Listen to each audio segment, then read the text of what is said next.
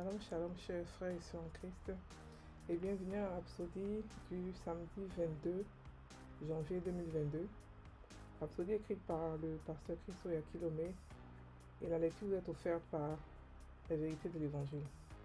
Je tiens déjà à m'excuser pour le retard que j'ai pris pour pouvoir faire cette Rhapsodie. Alléluia. Le thème d'aujourd'hui est « Tenez ferme sur sa parole ». Et le verset de 1 Corinthiens 6, verset 9, la version amplifiée, qui dit « Ne savez-vous pas que les injustes et les malfaiteurs n'hériteront ni n'auront part au royaume de Dieu? Ne vous y trompez pas, ne soyez pas égarés, ni les impurs et immoraux, ni les idolâtres, ni les adultères, ni ceux qui participent à l'homosexualité. » Alléluia. Le pasteur Christ dit « Il y a des années, si vous trouviez des gens engagés dans la pratique du même sexe et que les nouvelles sortaient, ils se cachaient parce qu'ils avaient honte. Mais de nos jours, il y a ceux qui disent qu'ils luttent pour les droits des homosexuels. Mais que dit la Bible à ce sujet? La Bible regroupe ceux qui pratiquent de telles activités parmi les hors-la-loi, les désobéissants, les impies, les pécheurs et les profanes. Et le livre de 1 Timothée 1, verset 8 à 11, la version ESV, explique un peu en long en large, disant « Or nous savons que la loi est bonne, si l'on l'utilise légalement en comprenant cela, que la loi n'est pas établie pour le juste, mais pour l'impie et le désobéissant, pour l'impie et le pécheur, pour le non-saint et le profane, pour ceux qui frappent leur père et leur mère, pour les meurtriers, les immoraux sexuellement, les hommes qui pratiquent l'homosexualité, les asservis, les menteurs, les parjeux et tout ce qui est contraire à la sainte doctrine conformément à l'évangile de la gloire de Dieu béni qui m'a été confié. » Fin du verset. Le pasteur Christ continue en disant « L'homosexualité remonte au jour de la Bible, jusqu'au livre de la Genèse. Et la Bible condamne clairement ça.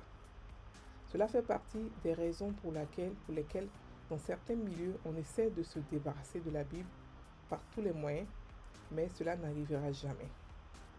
Il y a même des ministres de Dieu qui disent qu'ils sont homosexuels et qui les aident à se marier. Différents pays ont rendu cela légal. Cependant, en tant que chrétien, il faut tenir ferme sur la parole de Dieu. N'allez pas avec le monde. Ne faites pas ce que la loi laïque ou politique dit. Pratiquez la parole de Dieu. La Bible dit dans 1 Jean 2, versets 15 à 16, « N'aimez pas ou ne chérissez pas le monde ou les choses qui sont dans le monde. Si quelqu'un n'aime pas le monde, l'amour pour le Père n'est pas en lui. Pour ce qui est dans le monde, pour tout ce qui est dans le monde, la convoitise de la chair, soif de satisfaction sensuelle et la convoitise des yeux, le désir avide du mental et l'orgueil de la vie, qui est l'assurance dans ses propres ressources ou dans la stabilité des choses terrestres. Ceux-ci ne viennent pas du Père, mais du monde lui-même. » Alléluia. Fin du verset. Le pasteur qui dit « Le plan de l'adversaire est de s'assurer que vous êtes vexés et ouverts au compromis, mais soyez intelligents. Malgré toutes les manigances de l'ennemi, nous devons demeurer dans la parole de Dieu. Dans Jean 14, verset 15, Jésus a dit « Si vous m'aimez, gardez mes commandements. » La preuve de votre amour pour lui est de garder sa parole, et sa parole vous incite à vous abstenir de péché. Alléluia. Fin de la Rhapsodie. Aujourd'hui, le pasteur parle de quelque chose de vraiment pertinent. Il parle de l'homosexualité et il parle du fait que c'est quelque chose que la Bible condamne. Alléluia. Il explique que beaucoup de gens avant, les gens avaient honte de l'homosexualité. Ceux qui étaient homosexuels se cachaient. Mais maintenant je veux même dire que c'est quand tu es homosexuel, c'est comme si tu es à la mode. Donc ils ne se cachent plus. Ils ont des droits, ils veulent défendre leurs droits et tout ça. Ils font beaucoup de choses. Ils veulent s'imposer. Ils veulent nous choquer. Nous, en tant que chrétiens, ils veulent nous choquer. Le pasteur dit qu'il faudrait qu'on reste sur la parole. La parole dit que l'homosexualité est un péché. Alléluia. Il ne faudrait pas qu'on fasse des compromis Pour dire non, écoutez, c'est l'amour, l'amour n'a pas de frontières, l'amour n'a pas de couleur, l'amour n'a pas de genre. Non, non, non, non, non, non, non. La parole de Dieu est claire là-dessus, qui condamne l'homosexualité. Et la Bible dit que pour Dieu, l'homosexualité est considérée comme un pécheur, un impie, comme un désobéissant. Alléluia. Donc nous devons condamner cet acte-là. Mais ça ne veut pas dire que celui qui fait l'acte, nous devons le détester. Alléluia. Il y a une nuance entre condamner le pécheur, pardon, le péché et continuer à aimer le pécheur. La Bible précise qu'il dit n'aimez pas ou ne chérissez pas le monde ou les choses qui sont dans le monde. Mais par contre, il nous a dit d'aimer tout le monde et que ce soit par l'amour que nous puissions être connus. Alléluia. Donc, nous devons faire la différence. Nous ne pouvons pas accepter les lois que les gouvernements font pour pouvoir nous forcer à aimer l'homosexualité, à trouver ça normal. Ce n'est pas normal. C'est pour cela que dans la Bible, Dieu a détruit carrément des villages et des villes à cause de l'homosexualité, parce que ce n'est pas humain, ce n'est pas normal. Un homme et une femme ne peuvent pas être ensemble. C'est un péché et c'est même un esprit que nous pouvons chasser. Nous avons le pouvoir au nom de Jésus de pouvoir chasser l'homosexualité. Ce n'est pas quelque chose à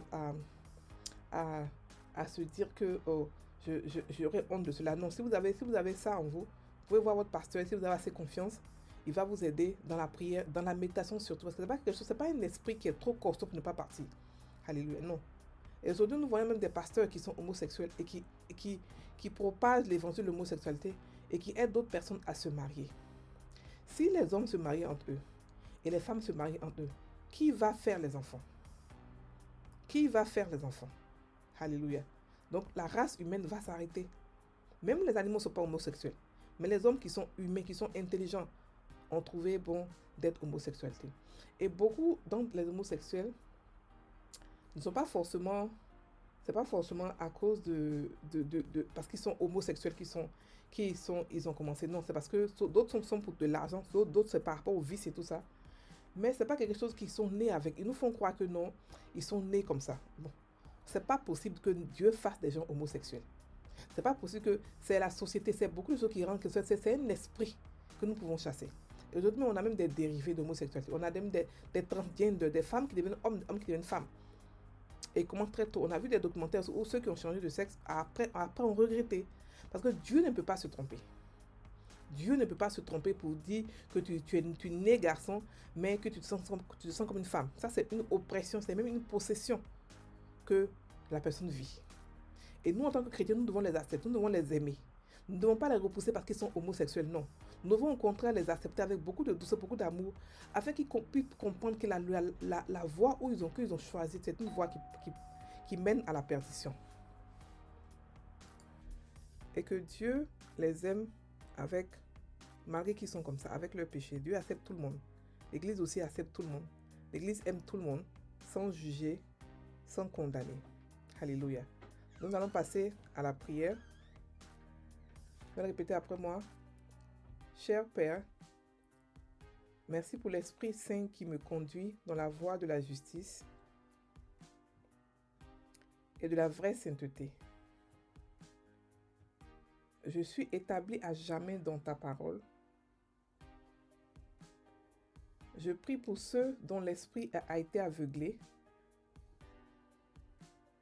par l'influence du diable et brisé dans leur vie. Et désormais, leurs cœurs sont ouverts pour recevoir ton amour pour eux. Ils sont traduits des ténèbres dans la liberté glorieuse des fils de Dieu. Au nom de Jésus, Amen. Soyez bénis, frères et sœurs en Christ. Passez une très bonne journée.